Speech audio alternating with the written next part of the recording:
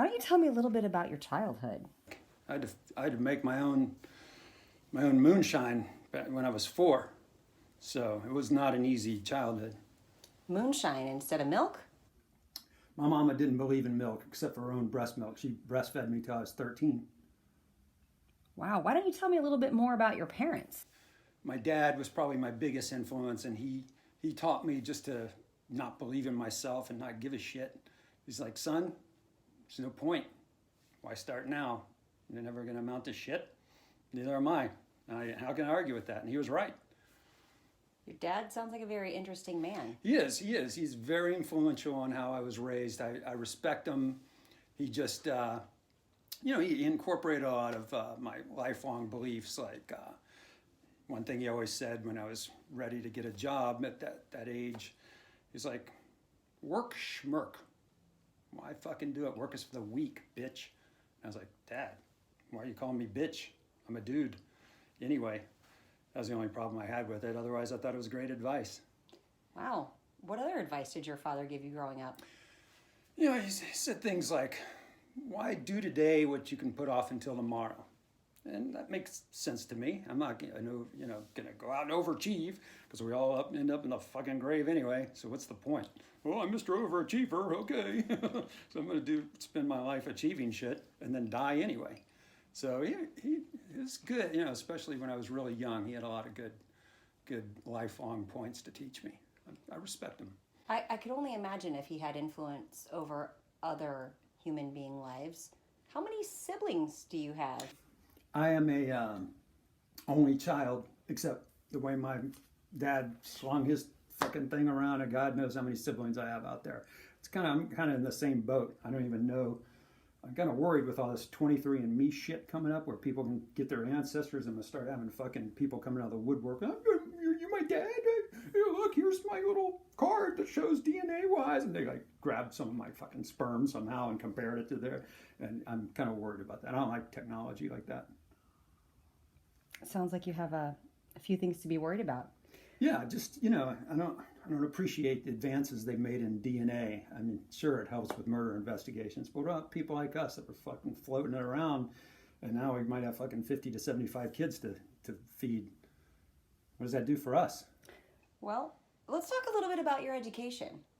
Hopefully you can support the children that you have out there if you have as many as you think you might have. Well, you know what? I dropped out of school when I was 16. And it wasn't by choice. I was told to report to the Louisiana State Penitentiary. So I look at it like I was forced to, but it was a blessing because then I didn't have to fuck with teachers anymore. So you've been to prison? Well, in this particular case, this was before I was 18. I was a juvenile. It's all been, thrown out from my official record, which is why I recommend to most people to do all their crime before they're 18, and then they start with a clean slate, right? Makes sense. I guess they do. So we're sitting here in a music room. Tell me a little bit more about your band. All right, yeah. Band's called Am Man Liver, based named off after of you. Me. Yeah. Okay. I know it's a stretch, right? Speaking of stretch, I would love to stretch out your pussy right now. Fucking, oh my God, you got a fucking hot cunt. I can see it through the tight pants you're wearing right now. I'm sorry, I got distracted. My band is the most important thing to me in my life. Music is what I was raised on. Dad said, if you can't fucking amount to shit, at least learn to play the fucking guitar, you prick. First I was like, at least you called me a prick instead of a bitch this time. So that's a nice upgrade because I'm a man. Thank you. I don't know where I was going with that. What was the question? Why don't you tell me a little bit more about your musical inspiration? You know what? I was inspired by Bette Midler was one of my favorites growing up. Beethoven's Fifth, not Beethoven himself, just this fifth. And then I really liked Hall & Oates. Really, I mean they were like musical geniuses. Like all their music, especially Maneater. You can't tell me fucking Bach could have done that shit. Maneater is fucking genius. So cut me off at the dick. Yeah, I wrote that song, sure. As everyone knows, it was based on Lorena Bobbitt and that whole situation. But my point was, having it from the aspect of the dick. Like, how would you feel if you're the penis that gets cut off from everything? So that's, no one thinks about the penis's feelings, and that's where I wrote the song from. Cut me off the dick, like he's lost his body.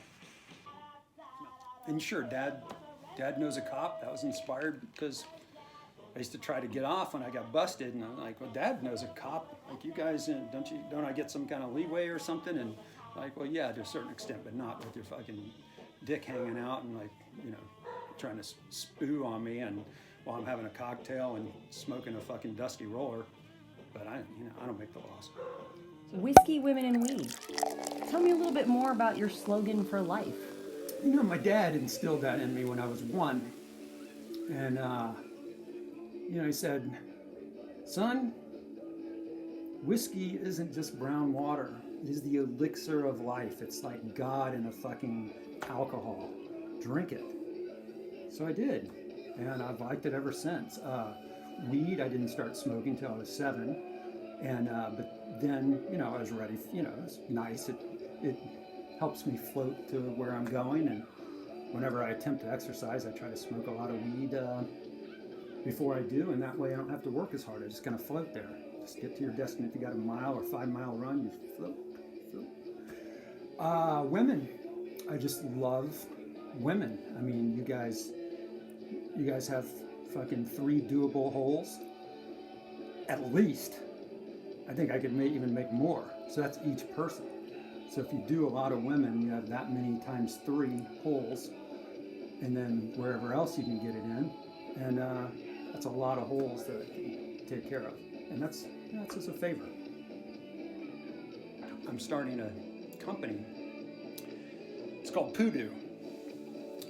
It's spelled like the Cajun version of Goatbot.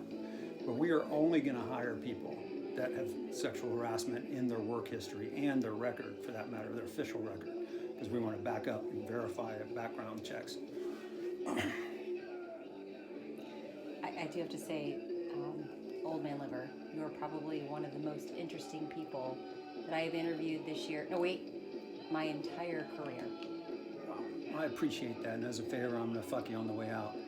And I'll even allow you to give me a couple of blowjobs. You're welcome.